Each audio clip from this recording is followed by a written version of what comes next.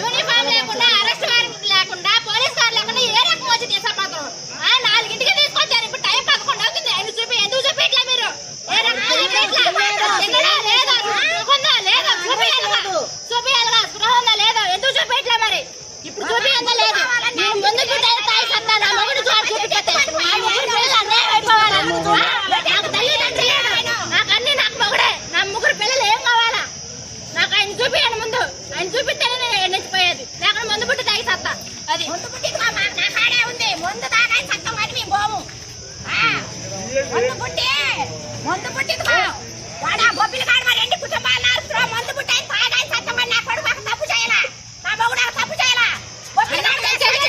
ఎవరికి అన్యాయం చేయాలా? అందరికి మంచి చేసినాడు నా మొగుడైనా నా మావైనా. ఎవరికి అన్యాయం చేయాలా?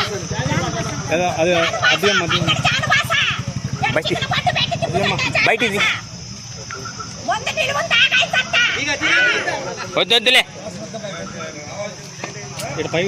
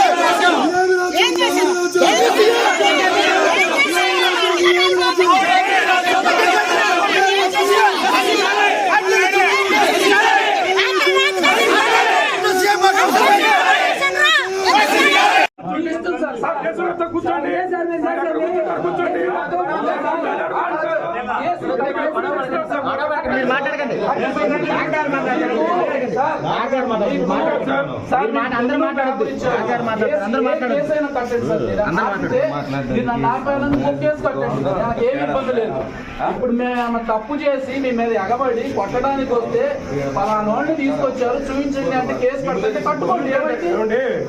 జడ్జి గారికి చూపించాలి. మేము రిమాండ్ పెట్టి మీరు రిమాండ్ సక్రంగా తీసుకొచ్చి రిమాండ్ చూపిస్తే సక్రంగా తీసుకొస్తుంది సార్.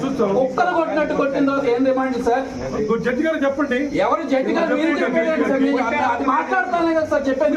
పిటిషనర్ చెప్పుకుంటారు. మేము చదువుతున్నాం సార్. మేము చెప్తాం కదా. మేము మాట్లాడిన తర్వాత జడ్జి గారి దగ్గర ఎట్లా ప్రొసీడ్ అవ్వాలి సార్.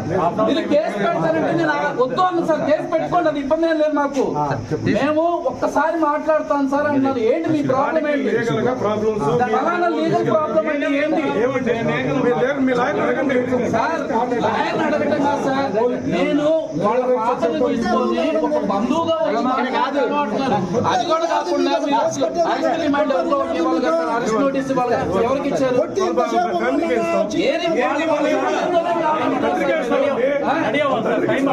సార్ ఎన్ని గంటలు తీసుకొచ్చారు సార్? ఎన్ని గంటలు తీసుకొచ్చారు సార్? ఎప్పుడైనా సార్ అరెస్ట్ చేసి నేను చదువుకున్నాను. నేను చెప్తాను సార్. అరెస్ట్ చేసి తీసుకొచ్చేటప్పుడు ఫ్యామిలీకి ఇన్ఫర్మేషన్ ఇచ్చి నోటీస్ ఇవ్వాలి. మీరు ఇచ్చారా? అదే మీకు తెలియదు సార్. రమ్మనండి, మీ సిఐ గారు రమ్మనండి, మాట్లాడతాను.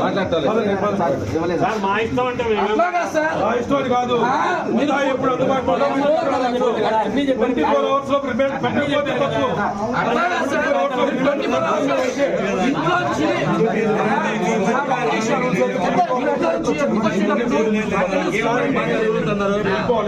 నేను ఒక మాట చెప్పానండి. అరెస్ట్ చేసి చూపించేటప్పుడు ఒకసారి మాట్లాడండి.